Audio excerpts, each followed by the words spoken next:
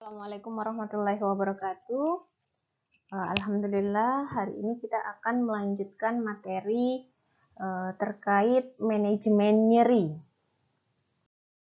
Adapun untuk LO yang akan kita bahas hari ini yaitu terkait fisiologi nyeri, kemudian jenis manajemen nyeri, manajemen nyeri farmakologi, dan non-farmakologi.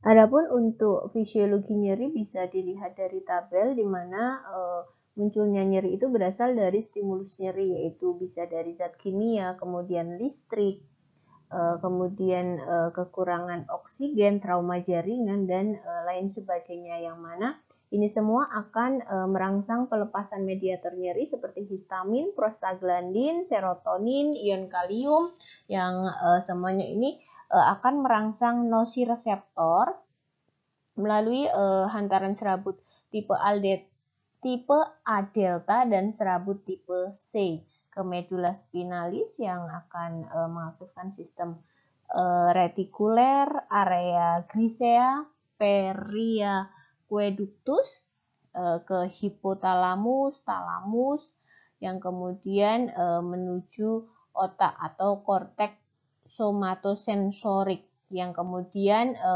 muncullah persepsi nyeri itu sendiri. Untuk mengatasi nyeri ada beberapa manajemen yang bisa dilakukan saat ini, yaitu manajemen farmakologi dengan pemberian obat-obatan untuk mengatasi nyeri itu sendiri, yang mana ini semua bisa dilakukan dengan pemberian analgesik atau penghilang rasa nyeri. Adapun untuk jenis obat-obat pereda nyeri ini ada analgesik narkotik atau opioid, kemudian non-opioid dan antiinflamasi non-steroid, dan analgesik penyerta.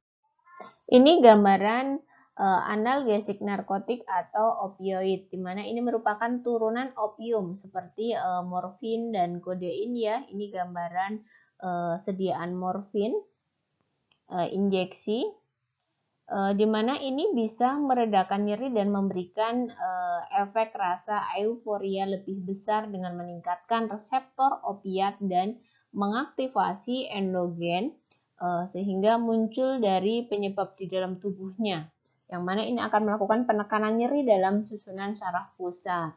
Obat ini bekerja dengan cara meningkatkan sensitivitas dan durasi yang lebih lama dalam menurunkan nyeri yang dialami seseorang, di mana ini semua diresepkan oleh dokter ya, jadi tidak bisa asal-asalan untuk menggunakan ini.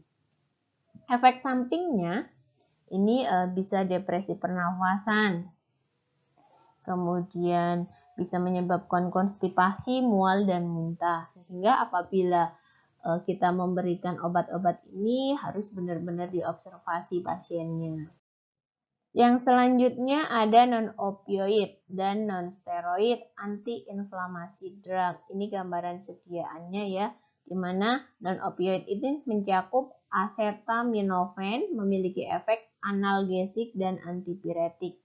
Ya, di sini memiliki efek anti nyeri dan bisa menurunkan demam di sini. Obat antiinflamasi non-steroid ini seperti ibuprofen contohnya. Ini memiliki efek antiinflamasi, analgesik, dan antipiretik. Bekerja pada ujung saraf tepi di tempat cedera dan menurunkan tingkat mediator inflamasi serta mengganggu produksi prostaglandin di tempat cedera. Ini bisa menghilangkan nyeri ringan sampai sedang. NSAID ini dapat berguna bagi pasien yang rentan terhadap depresi pernafasan. Jadi pilihannya bisa ini. Apabila kok ternyata kita dapatkan pasien-pasien yang memiliki efek terjadinya depresi pernafasan. Adapun untuk analgesik penyerta,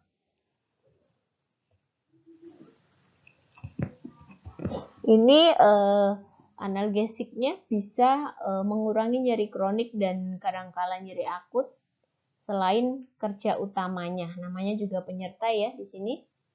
Misalnya antidepresan digunakan untuk mengatasi gangguan depresi atau gangguan alam perasaan yang mendasari tetapi dapat juga meningkatkan strategi nyeri yang lainnya. Selain itu juga bisa sebagai antikonvulsan atau anti kejang, biasanya diresepkan untuk mengatasi kejang dan berguna dalam mengendalikan nyeri juga. Manajemen nyeri yang selanjutnya adalah manajemen nyeri non-farmakologi, di mana untuk manajemen nyeri non-farmakologi ini bisa dilakukan oleh perawat secara mandiri tanpa harus menunggu adanya order. Di mana manajemen non-farmakologi ini bukan sebagai pengganti obat-obatan ya, akan tetapi manajemen nyeri non-farmakologi ini juga bisa mengurangi nyeri dan banyak sekali metode-metode yang saat ini sudah dikembangkan. Ini beberapa contoh terkait manajemen nyeri non-farmakologi yang menyangkut ke terapi fisik. Ini ada stimulus kulit ya, atau stimulus kutaneus, ada pijat atau massage, kemudian aplikasi panas dingin atau kompres panas dingin, kemudian TENS, ini ada alatnya, kemudian ada akupunktur dan akupressure. Di sini kita akan bahas satu-satu. Yang pertama kita akan membahas terkait stimulasi kulit, di mana ini cara kerjanya menurunkan pembengkakan, kemudian menurunkan kekakuan dan meningkatkan serabut saraf berdiameter besar untuk menghambat serabut saraf berdiameter kecil sebagai penyampai atau reseptor nyeri dengan menggunakan terapi dingin, kemudian terapi panas, bisa juga dengan tekanan, getaran, ataupun pijatan. Ini bisa mendistraksi dan memfokuskan perhatian pada stimulus taktil, mengalihkan dari sensasi nyeri yang menyakitkan ya, kemudian menghasilkan pelepasan endorfin yang menghambat transmisi stimulasi nyeri itu sendiri, serta menstimulasi serabut saraf sensorik A-beta berdiameter besar, sehingga bisa menurunkan transmisi impuls nyeri melalui serabut A-delta dan C yang lebih kecil. Yang selanjutnya ada pijat atau massage. Pijat ini merupakan tindakan yang memberikan kenyamanan, membantu relaksasi, serta menurunkan ketegangan otot pada pasien, di mana pada saat dipijat biasanya kita akan merasa nyaman ya, rileks. Itu yang awalnya mungkin cemasnya lama-lama menjadi berkurang. Di mana pijat ini bisa menurunkan intensitas nyeri dengan meningkatkan sirkulasi superficial ke area nyeri. Dengan dipijat ini juga akan mengurangi ambang nyeri, kemudian otot-ototnya menjadi lemas, yang kemudian dengan dipijat juga bisa menyebabkan aliran darah atau sirkulasi darah itu menjadi lebih baik ke seluruh tubuh ya. Kemudian juga sebagai drainase limfatik. Pijat juga bisa memiliki efek biokimiai. Caranya gimana? Yaitu meningkatkan kadar dopamin dan limfosit serta memproduksi sel pembunuh secara alami. Itu cara kerja pijat. Yang selanjutnya ada aplikasi panas atau dingin ya, atau biasa disebut sebagai kompres hangat dan kompres dingin, di mana cara kerja kompres hangat ini sebagai vasodilatasi ya, sedangkan dingin ini sebagai fase kontriksi atau pengecilan. Jadi di sini pemberian kompres hangat dan dingin mampu mengurangi kepekaan atau sensitivitas terhadap rasa sakit. Untuk cara kerjanya di sini untuk kompres hangat ini mampu meningkatkan aliran darah ke kulit karena tadi kita sudah tahu cara kerjanya sebagai vasodilatasi atau memperlebar pembuluh darah di sini ya. Dengan pembuluh darah melebar, harapannya di sini oksigenasi akan meningkat dan pengiriman nutrisi ke jaringan lokal ini akan lebih mudah. Selain itu juga mampu mengurangi kekakuan dari sendi dan mampu juga meningkatkan elastisitas dari otot-otot kita. Terus untuk cara kerja kompres dingin atau terapi dingin. Ini tadi disampaikan sebagai fase konstriksi atau pengecilan pembuluh darah, di mana ini semua mampu menghilangkan edema atau bengkak ya dengan cara mengurangi aliran darah, kemudian meniadakan inflamasi, mengurangi spasme otot ya. Kemudian di sini juga mampu menaikkan ambang batas nyeri sebagai mekanisme dari penurunan kecepatan konduksi dari saraf.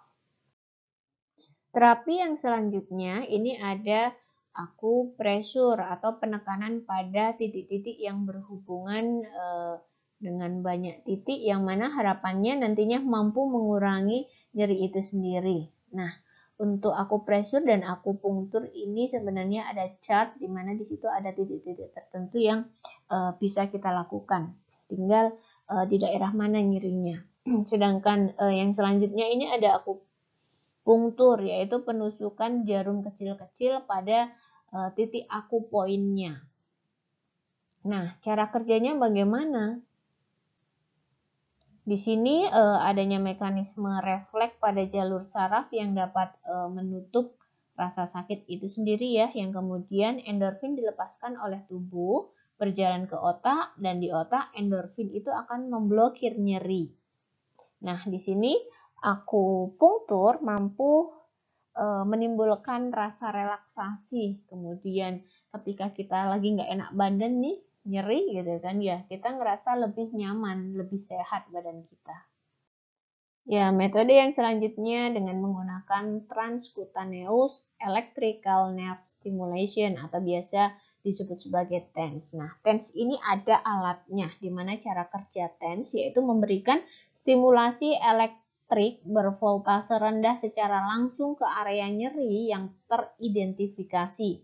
Di mana nih, misalnya nyerinya di tangan, nah itu akan ditempelkan di tangan tersebut, yaitu ke titik akupresur di sepanjang kolumna spinalis. TENS ini diperkirakan mengaktifasi serabut saraf berdiameter besar yang mengatur impuls nosiceptif di sistem saraf tepi dan sistem saraf pusat, sehingga mampu menghasilkan penurunan nyeri. Selain itu, TENS juga bekerja melalui dua cara. Yang pertama, memblokir sinyal nyeri impuls listrik sebelum mereka melakukan perjalanan ke otak, dan yang kedua yaitu memicu pelepasan penghilang rasa sakit yaitu endorfin. Ini alatnya ya. Ini untuk kontraindikasi tidak boleh dilakukan pada penderita epilepsi. Di mana elektroda yang dipasang dekat leher atau mata ini bisa memicu terjadinya kejang. Karena epilepsi kan sering sekali kejang ya penderitanya. Kemudian untuk penyakit jantung serta orang yang menggunakan alat pacu jantung, ini biasanya alat pacu ditaruh di tubuh pasien itu sendiri ya. Karena ini alatnya bervoltase, makanya harus hati-hati. Nah, arus listrik pada terapi TENS ini bisa mengganggu kerja alat pacu jantung, di mana ini mampu berinteraksi dengan implan yang terbuat dari besi. Terapi yang selanjutnya ini ada terapi kognitif dan biobehavioral. Ada apa saja di dalamnya? Ini ada relaksasi nafas dalam, kemudian distraksi, guided imagery, kemudian terapi musik, kemudian ada ROP dan hipnoterapi. Ya, relaksasi nafas dalam atau take a deep breath ini sering sekali kita lakukan dan sering kita anjurkan kepada pasien ya. Ini mampu mengendalikan nyeri dengan meminimalkan aktivitas simpatik dalam sistem saraf otonom, di mana pada saat melakukan pasien harapannya rileks terlebih dahulu, kemudian matanya bisa dipejamkan, dan kemudian kita anjurkan untuk bernafas secara perlahan. Anjurkan untuk menghirup nafas dari hidung, kemudian Anjurkan untuk melepaskannya lewat mulut. Yang selanjutnya ada metode distraksi. Jadi di sini kita anjurkan pasien untuk mengalihkan perhatian, mengalihkan dari rasa nyeri yang ia rasakan. Nah, di mana distraksi ini dapat menurunkan nyeri ataupun persepsi nyeri seseorang yang awalnya mungkin sedang bisa menjadi lebih turun lagi. Di sini cara kerjanya dengan stimulasi sistem kontrol descendens yang mengakibatkan lebih sedikit stimulasi nyeri yang ditransmisikan ke otak.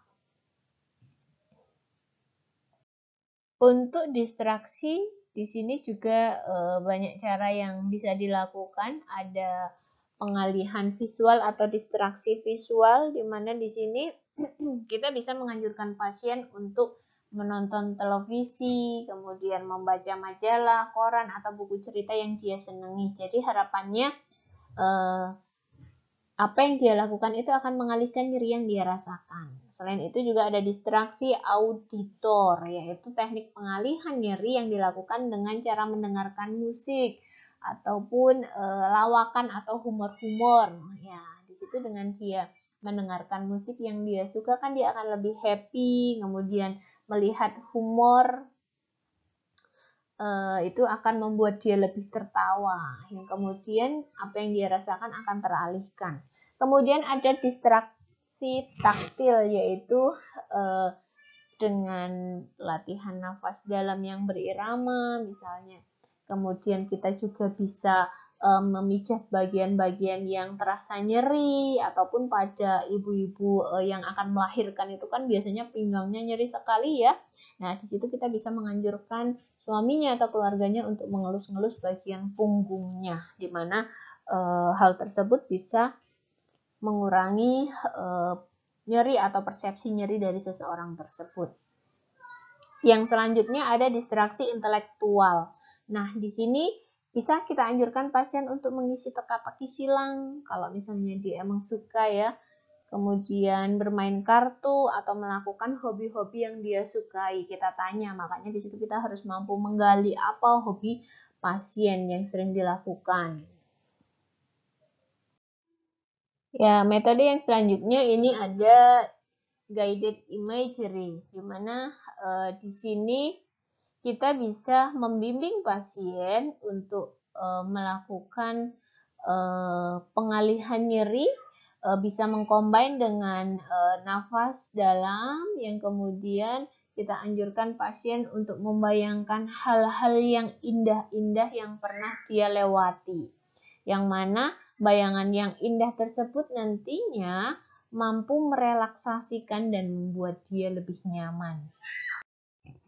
Ya, untuk langkah guided imagery yang bisa kita anjurkan kepada pasien, yang pertama, sebelum kita melakukan teknik ini, kita harus mampu menciptakan lingkungan yang tenang ya di sini. Jadi, lingkungan tenang itu harapannya nggak berisik, kemudian lingkungannya nyaman, nggak panas, nggak terlalu dingin. Jadi, kalau ada AC ya kita bisa setting AC tersebut itu nyaman ya, nggak terlalu dingin, nggak panas gitu.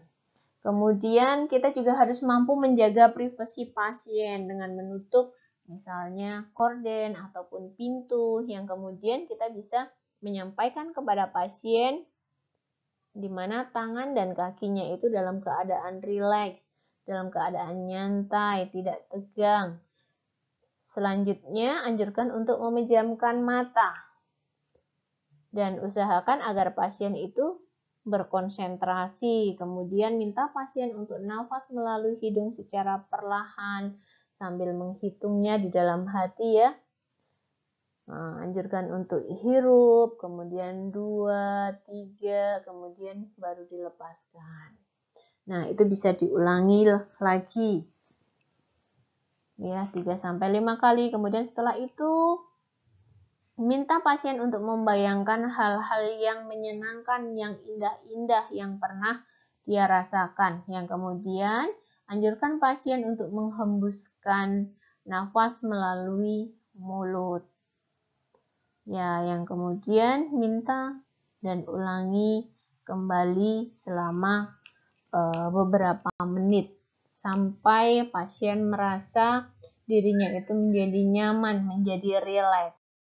Terapi yang selanjutnya ini ada terapi musik, di mana musik ini akan menghasilkan perubahan status kesadaran melalui bunyi-bunyi yang dia hasilkan. Di sini kita bisa mendengarkan musik yang tentunya disukai oleh pasien ya selama 15 menit. Harapannya agar mampu memberikan efek terapeutik di sini. Ataupun kalau pasien ada yang suka bermain musik, kita juga boleh gitu. Tetapi yang sering dilakukan yaitu mendengarkan musik. Jadi kita memutar musik dengan menggunakan handphone ataupun alat-alat pengeras suara lainnya untuk menghasilkan bunyi dari apa yang disukai pasien tersebut. Yang selanjutnya ada ROP atau relaksasi otot progresif, di mana ini cara kerjanya memusatkan suatu perhatian pada suatu aktivitas otot dengan mengidentifikasi otot secara sistemik, dimulai dari otot wajah, kemudian berakhir pada otot kaki yang tegang, kemudian menurunkan ketegangan dengan melakukan teknik relaksasi untuk mendapatkan perasaan yang rileks. Waktu yang dibutuhkan ini sekitar 15-30 menit. Nah, ini biasanya kita yang menginstruksikan. Cara kerja ROP ini dapat merangsang pengeluaran zat kimia, endorfin, serta merangsang sinyal otak yang menyebabkan otot menjadi rileks dan meningkatkan aliran darah ke otak. Nah, ini gambaran cara kerja dari ROP itu sendiri, yang mana yang pertama kita bisa melakukan penegangan otot pada otot tangan terlebih dahulu. Tetapi dengan melakukan penegangan kita juga anjurkan pasien untuk lebih rileks. Harapannya apa yang dilakukan ini akan berefek. Ini gerakan kedua, ya. Ini sampai dengan yang terakhir pada otot-otot kaki. Untuk cara kerja ROP di sini ketika otot berkontraksi atau tegang, tadi kan kita menganjurkan pasien untuk menegangkan tangan terlebih dahulu ya. Nah, di sini harapannya dengan adanya otot tegang maka akan merangsang. Rangsangan ini akan disampaikan ke otak ya, yang kemudian melalui jalur saraf efren. Nah, di sini dengan adanya tension atau kontraksi ini mampu membuat serat otot rangka ini menghasilkan sensasi tegang itu. Sedangkan relaksasi tadi selain ketegangan otot juga dianjurkan untuk relaksasi kan ya. Tadi untuk pemajangan dari serat otot tersebut yang dapat menghilangkan sensasi tegang. Dan setelah memahami dan mengidentifikasi sensasi tegang, kemudian dilanjutkan dengan merasakan rileks. Ini merupakan sebuah prosedur umum untuk mengidentifikasi, lokalisasi, kemudian relaksasi, dan merasakan perbedaan antara keadaan tegang dan relaksasi yang akan diterapkan pada semua kelompok otot-otot yang dilakukan atau kelompok otot utama. Terapi yang selanjutnya ada hipnosis, di mana hipnoterapi ini akan mempengaruhi anterior cingulated cortex atau ACC, di mana ini akan berefek pada proses afeksi terhadap pengalaman nyeri seseorang. Di mana untuk modulasi afeksi ini akan mempengaruhi persepsi otak terhadap pengalaman nyeri, sehingga mampu menimbulkan coping yang positif pada orang tersebut. Nyeri tidak dapat dihilangkan sebenarnya, akan tetapi coping positif akan membuat seseorang dapat menerima dan menyadari rasa nyeri dengan lebih nyaman, seiring perubahan persepsi otak selama proses hipnoterapi dan pasca hipnoterapi. Apa sih terapi hipnosis? Terapi hipnosis ini proses yang sangat alami dalam membuka pikiran atau alam bawah sadar selama periode tertentu dan dalam keadaan relaksasi. Dan efektif pada tingkat gelombang alfa yaitu di range 8-13 Hz dan theta di range 4-7 Hz. Di mana memori-memori ini akan mudah ditanamkan dan informasi baru ini akan mudah untuk disimpan. Jadi pada saat kita memberikan hipnoterapi, biasanya kita anjurkan pasien untuk rileks, dan lebih rileks. Nah, apa yang disampaikan oleh pemberi hipnoterapi ini nantinya akan masuk ke pikiran pasien. Ya, alhamdulillah untuk kuliah hari ini sudah selesai. Semoga apa yang kita lakukan bermanfaat. Sekian dan terima kasih. Saya akhiri. Assalamualaikum warahmatullahi wabarakatuh.